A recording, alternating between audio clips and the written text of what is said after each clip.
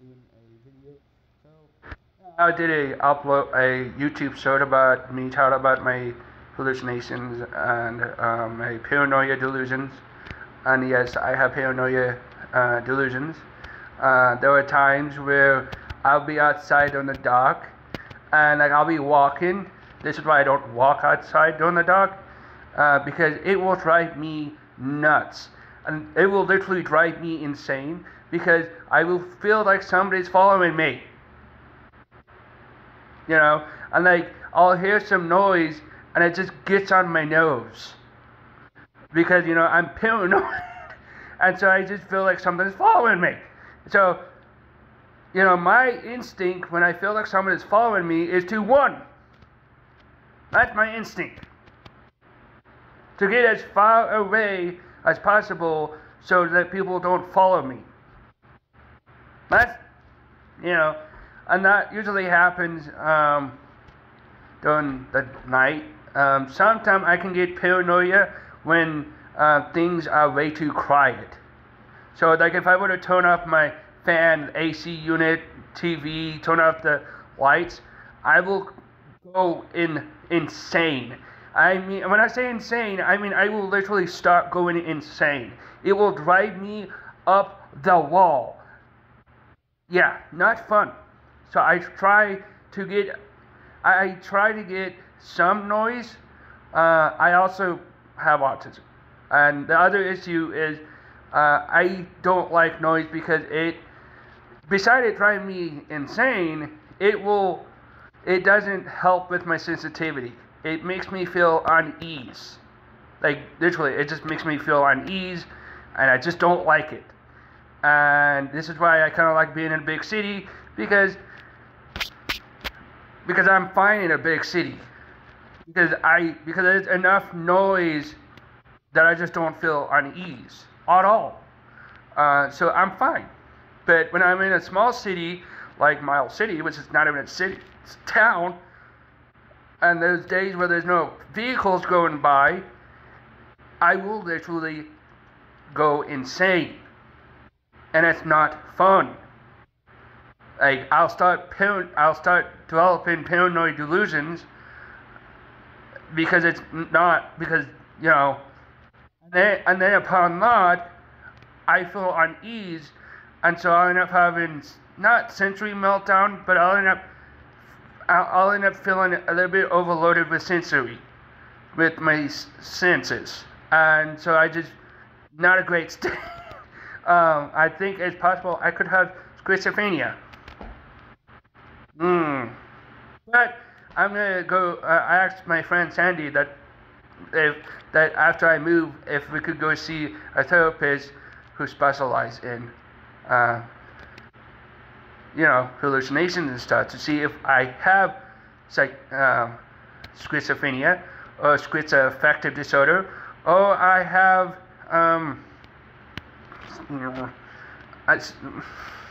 or if it's just my meds, or if if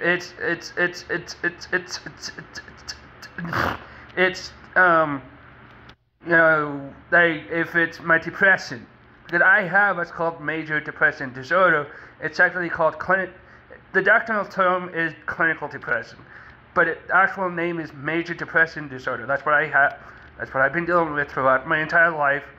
It's not fun, and I haven't been dealing with it throughout my entire life. I have been dealing with it since I had my bubbas be put down, and there were times where I almost hit my low. I tried to go to heaven.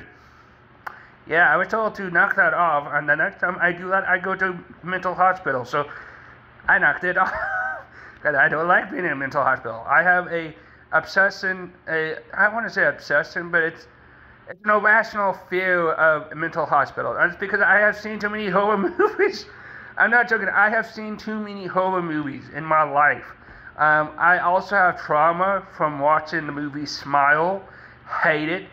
Even calling out the name makes me remember the supernatural being in that movie, and I hate it. I absolutely hate it. That's another hallucination hallucination I deal with. There's also a possibility I have CPTSD because a long while ago in the late 2010s when I was living on my own for 4 years, me and Sandy got into a car wreck. Yeah, luckily we were both okay.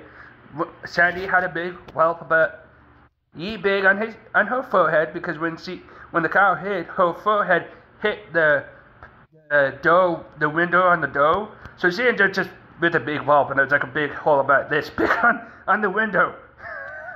And I would always mess with it because it was hilarious. And then I ended up with a bruise on my knee. Literally, because what happened is when we got hit, my leg hit the little junk boat box or whatever, and I ended up bruising my leg. And we were completely fine. I mean, Sandy had like a concussion, but we were not injured. We could stand, we could walk, we could pretty much do everything. The most not smartest thing is, not for us, but for the person who hit us, did not have insurance and did not have a driver license. It was a teenage girl who mom was trying to teach her how to drive, and of course she hit us. Yep. Completely totaled the car, and I still, every so often when I'm with like my mom and we're driving, I'll see a car coming and I just like tilt because I feel like I'm gonna get hit. It's not fun.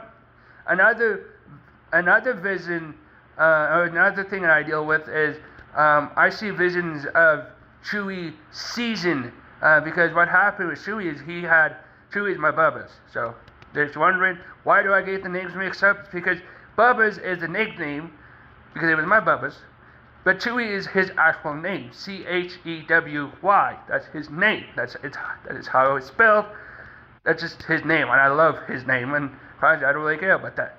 Either way, what happened is he had non-epileptic seizures. We believe he had a tumor in his brain, cancerous tumor, and during 2014. The year after I graduated, which, by the way, I was the youngest person to ever graduate in my entire school. I was 17 when I graduated. So when I was about 18, during 2014, Chewie, my dog, my life and blood, not really, but my Bubba's, my buddy, me and him would do everything and anything together. If I would go on a walk, he would go on a walk. If we went to Walmart, even if they didn't allow him to go, I would have taken him go just to see me get kicked out. Legit, like me and him would go almost everywhere together. Like that legit how much me and him are passionate. We're passionate to each other. He would protect me. It's funny because my dad, there would be times where my dad will take my pants and like do this, teasing my dog. Chewie would be like, and it's just so funny. But like, he truly would protect me. Like literally, he would protect me. And so he was pretty dumb, but so what? He was a lovable little idiot. And he was lovable. Everyone in the whole family loved him. I mean, beside Ashna and and my cousin Hillary, for some reason, and beside Uncle Chris, who is dead now, my Uncle Chris from my mom's side, because he passed away due to stuff that I just don't want to talk about right now. So he would used to, whenever he was in Uncle Chris' room, he would poop and pee on his stuff. I'm not even joking. And that's before he was my dog. It's so funny. It just cracks me up.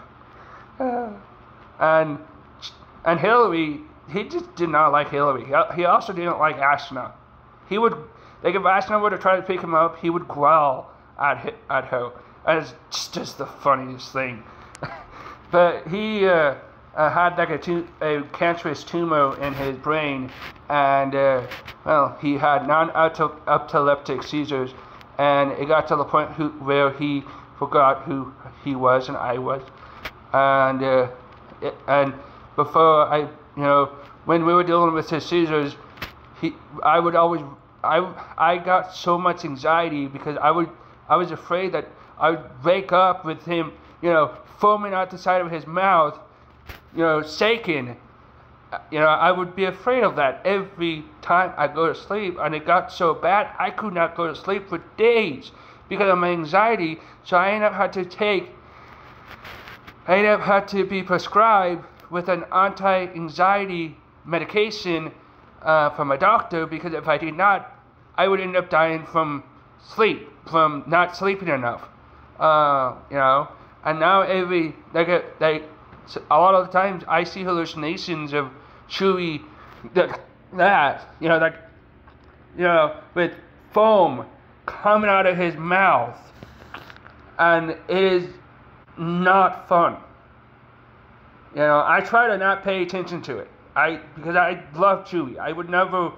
I know in my heart that Chewie loved me. That Chewie is probably watching me in heaven. I know in my heart.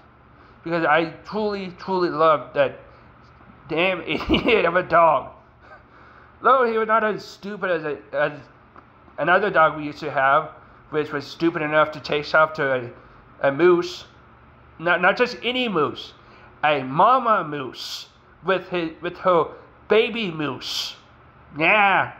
Luckily the dog did not get killed. But it's like, sometimes I kind of wish the dumb dog would have got killed by the moose. But that's a completely different story. So now I'll see visions of Chewie season up. And, it's just, then I see visions of seeing his lifeless body just laying, and it's the saddest thing, because I love Chewie. I also have trauma when it comes to surgeries. I'm afraid of needles. In fact, I'm almost the only one in the family who's afraid of needles. And Wendell, my youngest sister, is beginning to not like needles, but Wendell, lad, I'm pretty much the only one who is afraid of needles. I just don't like needles. And it's not just looking at needles. Even if they try to poke, it doesn't hurt, but I don't like it. I really don't. So even if I try to hide, try to do this, I will still flinch, and I will joke because I don't like having needles poking into my freaking veins. It makes sense. So I'm afraid of needles. I also have trauma when it comes, not that surgery trauma. No, I have, emotional trauma when it comes to, all the stuff that I have to go through. When you've been going through surgery throughout your entire life,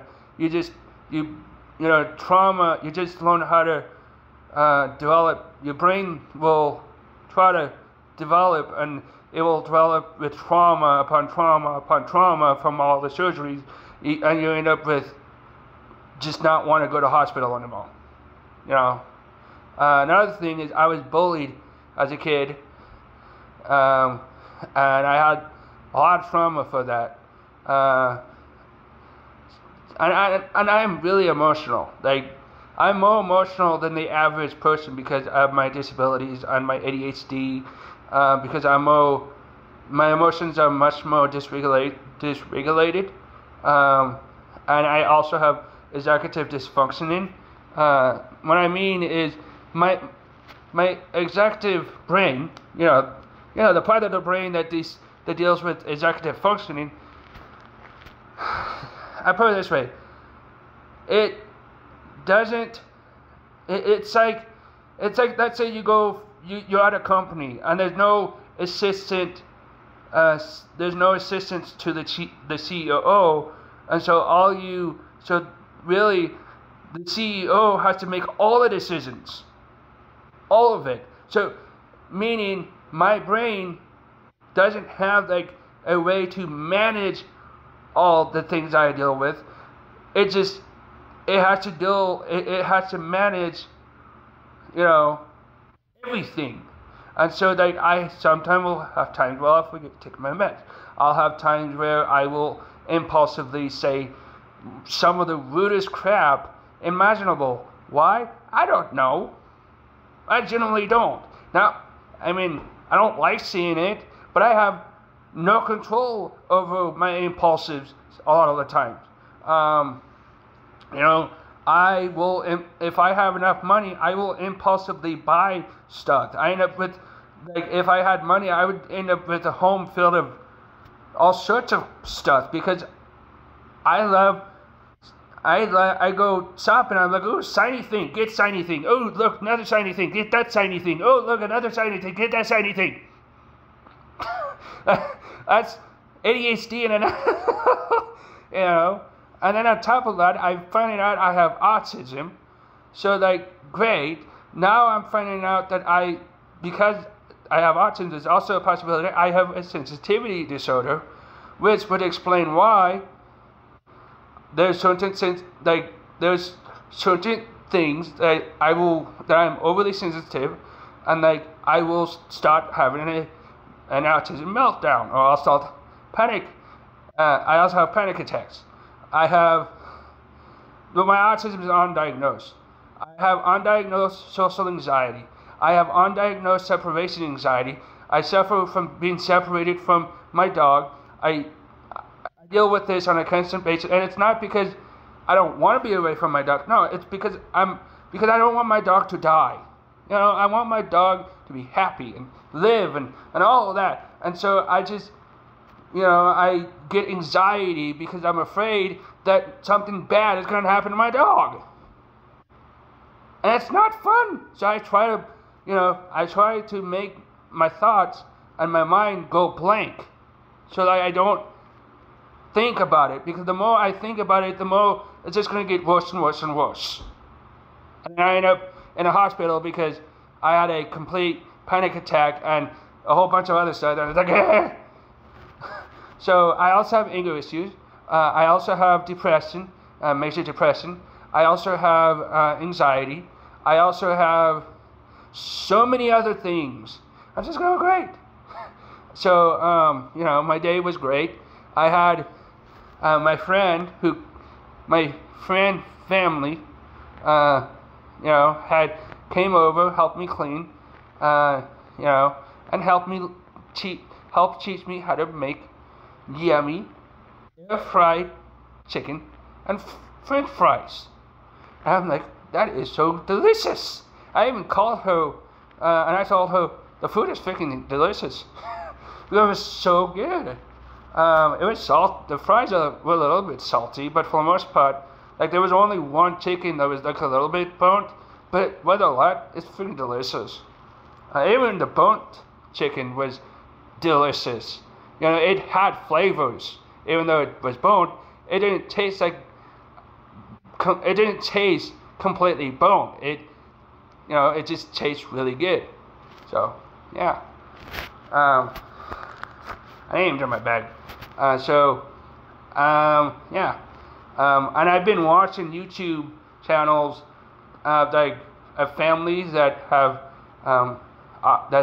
kids that have autism and stuff. And I'm just like, I wish I could hug those kids because they're so damn cute. And I want to comment on those videos, but they don't. YouTube will not allow me to comment on those videos at all. I'm just like, come on. Like, I get it, you want to protect kids, but seriously, I just want to be like, you kids are so dang cute. I would never do any disgusting act with kids.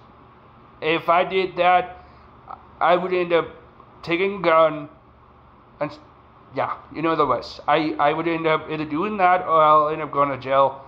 And then I'll end up doing that Either way, I won't live because that's disgusting, and I love kids, and I would never do that. Whether or not I would hug, I love hugging kids and stuff because they're so cute. I just want to hug them. You know, I have a natural affinity for kids. But the sad thing is that I can't deal with kids. The last time I tried to deal with kids, I just was not nice. And so I just gave up on trying to have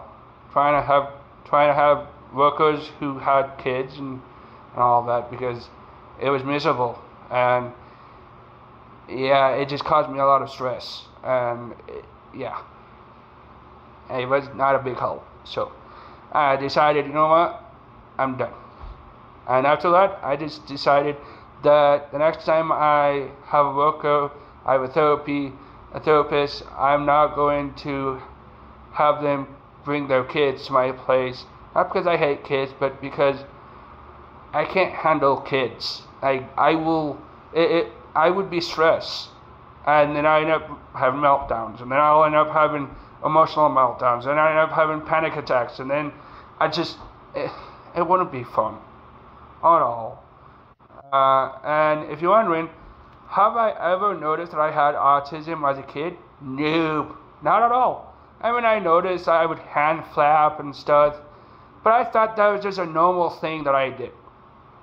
Well, because at the time, I maxed my autism so well that my conscious, I subconsciously maxed my autism so well that my conscious self had no clue that I ever had autism. Yeah. So really, for the majority of my life, I learned how to cope with my ADHD because I was diagnosed with ADHD at the age of 8, and because in the past I had trouble. I had trouble listening to people. I had trouble focusing. I had trouble with all sorts of things. I also had developmental delays. The funny thing is the language I talk was mumble, jumble, jumble, mumble. No, seriously, not exactly like that. To be a lot nicer, I was trying to speak, but I was so bad at it that the only person who would understand me was my older sister, which is one of the reasons why I am so close with her, and also why I'm kind of sad that she won't change, that she won't stop telling me what to do. But whatever. So see, if it wasn't for her, I wouldn't be able to talk. And in fact, you're wondering how did I learn how to talk? Not fluently, but at least talking. It was not therapists. It was the TV. Yeah, that's it. I would watch televisions, like I would watch TV shows and stuff, because this is before video games were so popular like it is now, and this is before the internet gaming and all of that. So I would watch television and I would repeat everything I would repeat pretty much almost everything they said, but I would learn how to talk. So really, TV shows were the one that helped me talk. Then I ended up, going to speech therapy to learn how to speak much more better.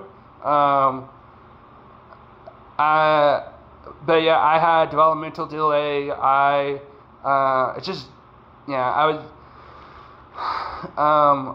There were times where I will literally throw a tantrum because I want to get my way, or because, I don't know, I don't even remember some of the reasons why I throw tantrums.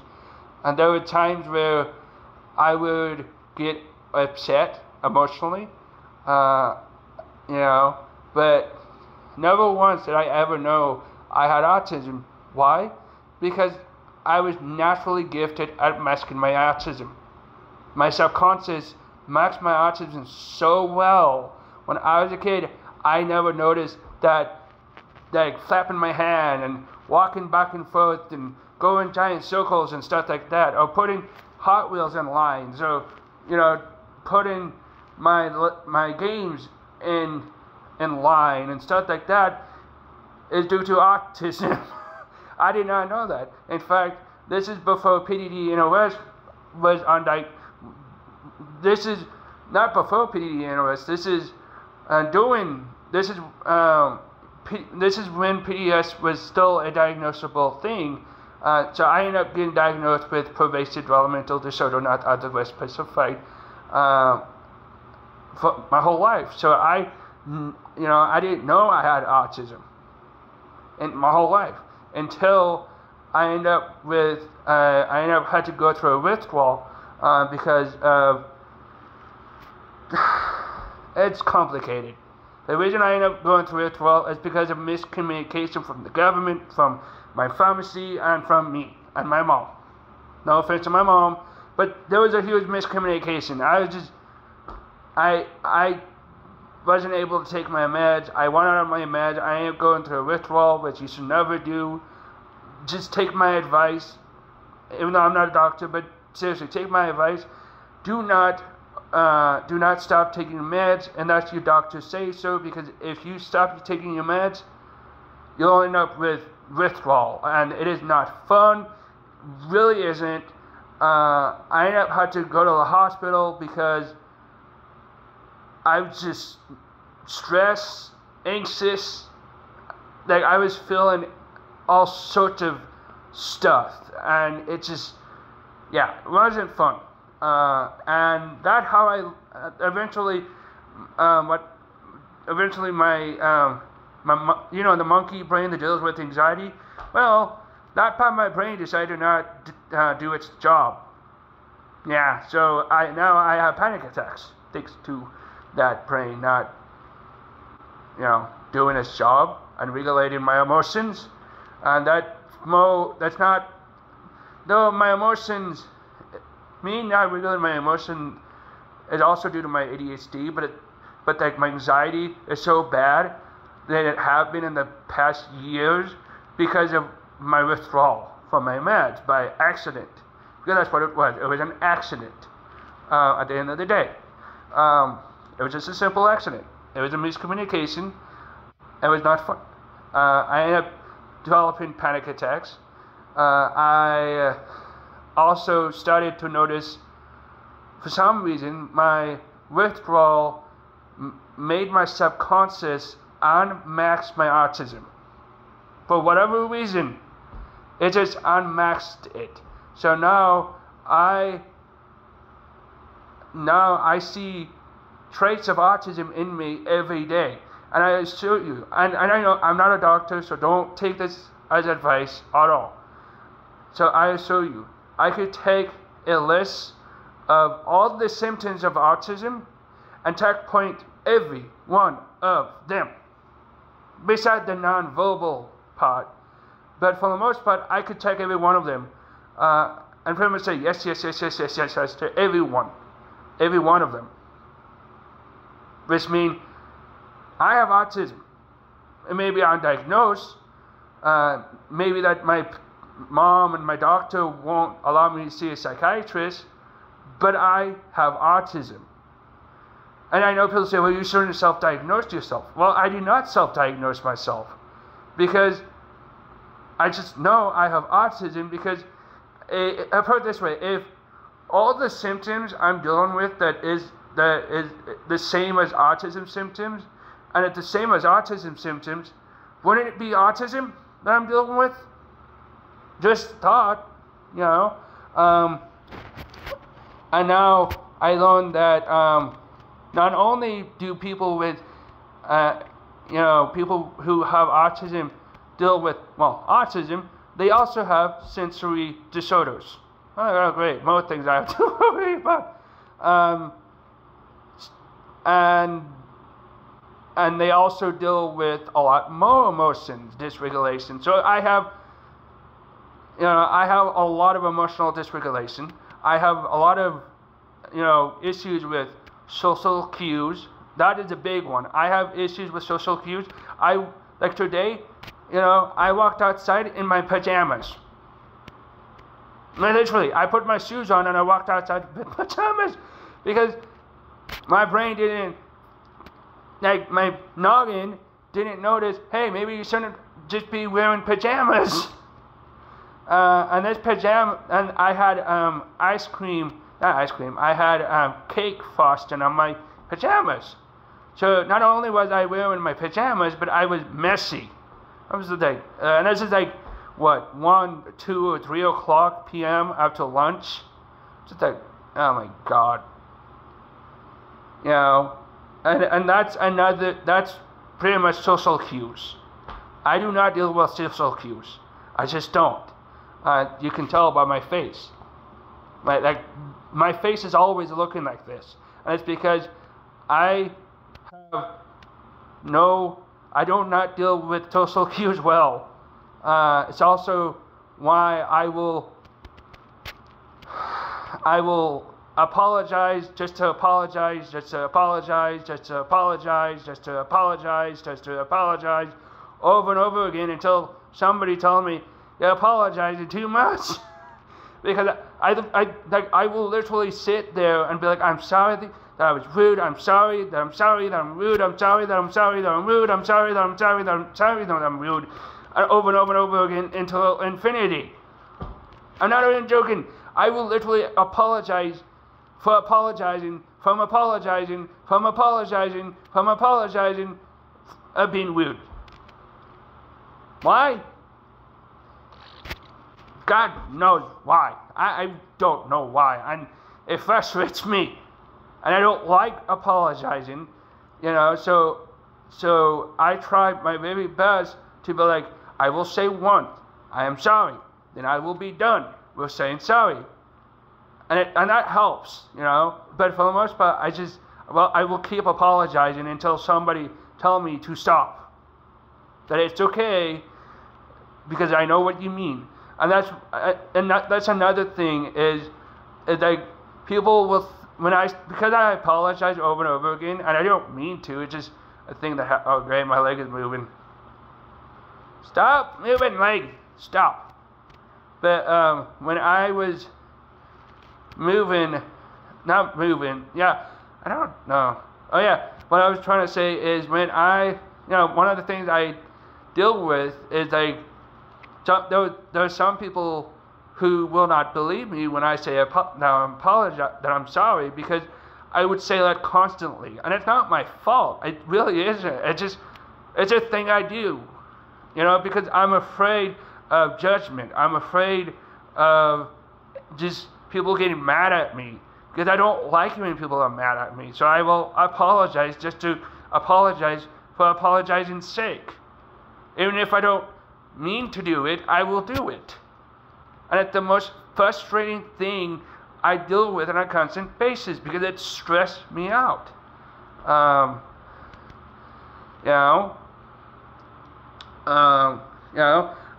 so, Oh yeah, also I copied the from Naruto, which is one of the famous words that English dub Naruto love to say, is that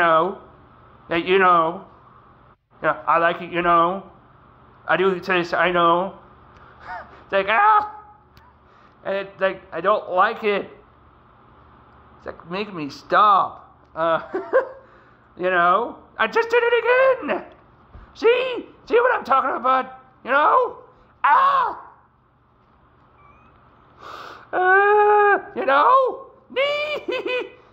Okay, I'm done. Bye.